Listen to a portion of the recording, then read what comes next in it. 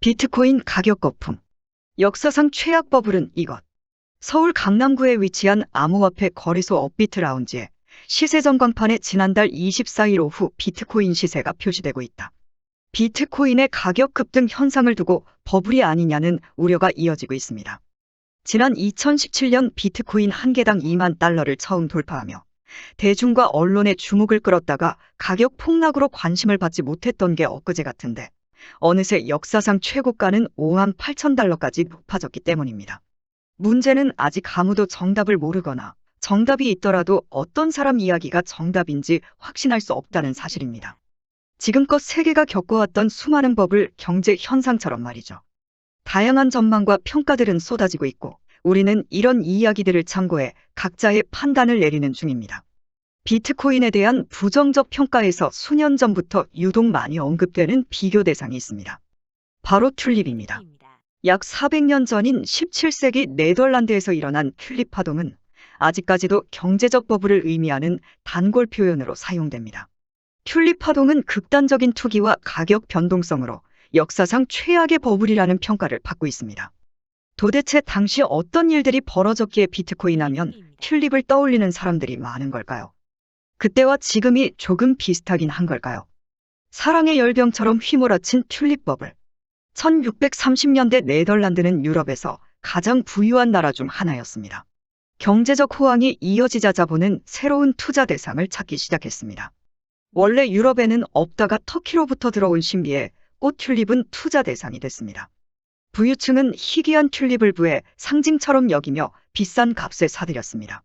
튤립 버블은 17세기의 네덜란드에서 일어난 일이지만 당시 현상을 소재로 한 소설과 영화가 아직도 나올 정도로 사람들의 기억 속에 분명히 남아 있습니다.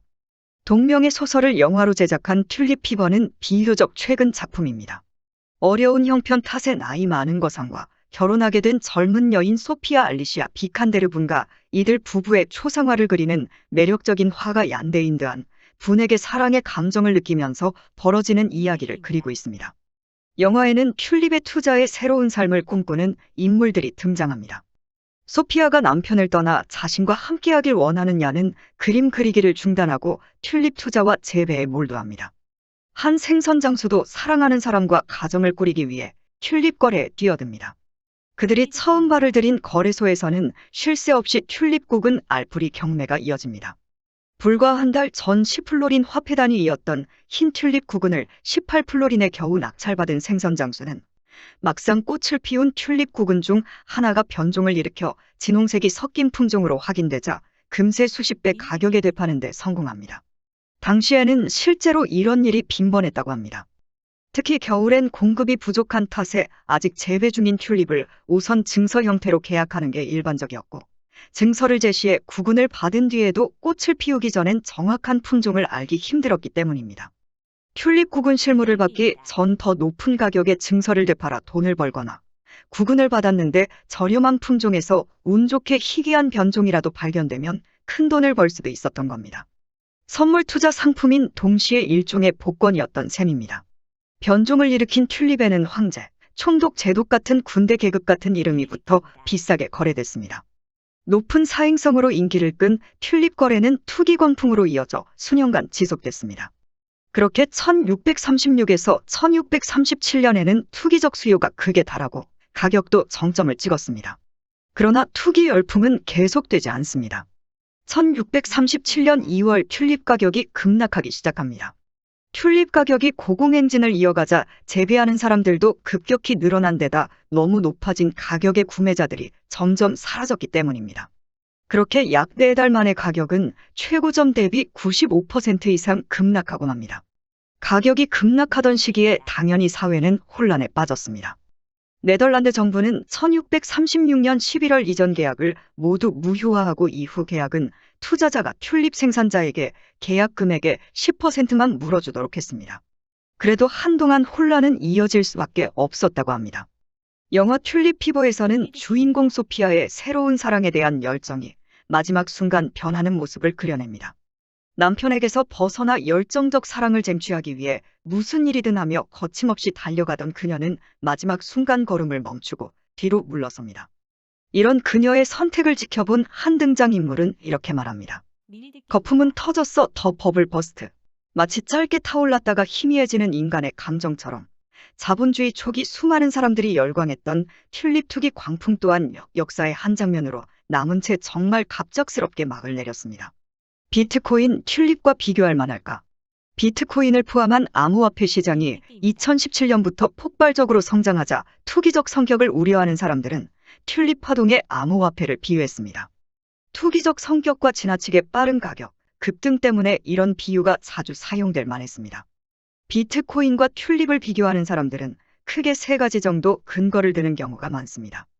비트코인과 튤립 모두 기존에는 시장에 없던 새로운 것이고 실물 가치가 없거나 매우 낮은 것으로 평가될 수 있으며 경제적 호황과 높은 유동성이라는 시장 환경을 배경으로 투기를 통해 가치가 폭등했다는 점입니다. 실제로 튤립 버블은 1609년 암스테르담에 세계 최초의 증권거래소가 설립되는 등 네덜란드가 금융 중심지로 각광받으면서 자본이 몰려들었기 때문에 일어날 수 있었습니다.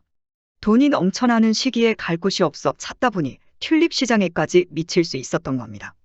이런 부분은 최근의 세계 경제 상황과 일부 유사한 측면이 있어 보입니다.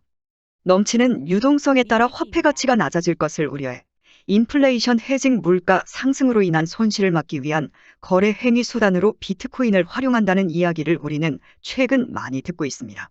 결국 세계의 돈이 너무 넘쳐서 비트코인 시장에도 흘러들어간다는 의미입니다. 이외에 비트코인과 튤립의 최고 가격이 비슷했다는 점을 일부 투자자들이 한때 주목하기도 했습니다. 튤립 버블이 정점에 달했던 시기에 가장 비쌌던 희귀 품종인 황제라는 구근은 금 가격을 참고해 오늘날 가치로 추정해보면 약 25,000달러 정도까지 상승했는데 비트코인이 2017년 달성했던 최고 가격과 비슷한 수준이었다는 겁니다. 튤립 수준 버블 아직 멀었다. 양상달라. 주장도. 반대로 비트코인 시장과 튤립 시장은 성격이 전혀 다르며 실제로 가격 급등락 외에는 완전히 다른 양상을 보이고 있다는 주장도 많이 나옵니다. 시대가 다른 것뿐 아니라 근본적으로 튤립과 비교하는 이들의 근거가 틀렸다는 지적 또한 있습니다. 비트코인과 튤립을 비교할 수 없다고 이야기하는 이들의 주장을 크게 세 가지 정도로 정리해보면 이렇습니다. 튤립 파동은 순식간에 끝나버렸지만 비트코인 시장은 12년 이상 지속 중이고 가격 거품 수준도 튤립이 훨씬 심했으며 비트코인은 튤립처럼 운이나 노력에 따라 늘어날 수 없고 공급량이 정해져 있어 같이 저장 기능을 할 수 있다는 겁니다. 일단 튤립 버블은 한 번 지나가 누다시 돌아오지 않는 해프닝에 불과했지만 비트코인은 12년 이상 시장을 유지하고 있다는 점이 강조되곤 합니다. 지난 2017년 말 가격 급등과 2018년 초 폭락 사태를 겪은 후에도 생명력을 유지하며 다시 고점을 뛰어넘는 성장을 보이고 있어 튤립과는 비교할 수 없다는 겁니다. 여기에 비트코인의 경우 블록체인이라는 새로운 기술과 관련 산업의 발전 가능성도 장기적으로 시장이 유지될 것이라는 믿음에 일조하고 있습니다. 최고점이 25,000달러로 비슷했다는 점 또한 엄밀히 따지면 틀린 분석이라고 업계 관계자들은 주장합니다. 금 가격을 기준으로 계산하면 당시 최고 희귀 품종이 오늘날의 약 25,000달러 수준으로 예상되지만 당시 이 품종의 가치가 숙련된 장인 1년 수입의 10배에 달했다는 기록을 참고하면 전혀 맞지 않는 추정이라는 겁니다. 한 금융계 관계자는 금 가격으로 현재 가치를 추정하는 방식은 부적절해 보인다. 비트코인 가치가 당시 튤립 최고가와 비슷해지려면 최소한 미국 평균 노동자 임금의 10배에 달해야 할 것이라고 말했습니다. 최근 가장 설득력을 얻고 있는 튤립과 비트코인 간 차이점은 가치 저장 기능의 유무입니다. 튤립은 누가 생각하더라도 가치를 저장하고 보존하기에는 부적합한 재화로 보이기 때문입니다.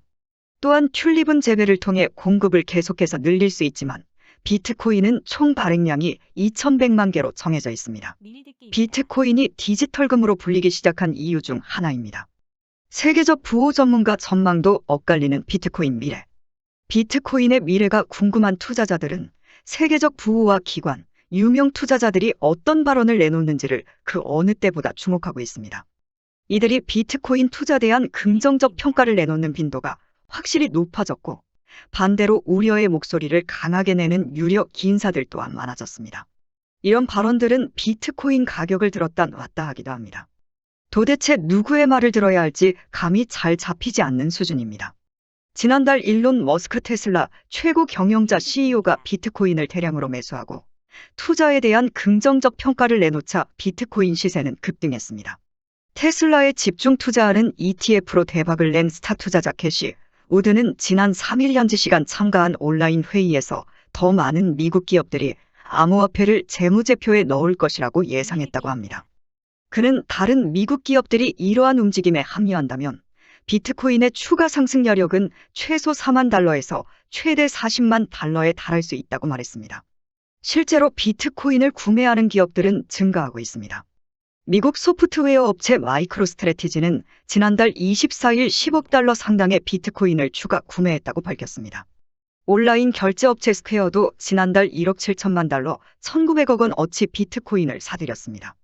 세계적 금융회사들도 점점 비트코인에 대한 긍정적 전망을 내놓는 분위기입니다.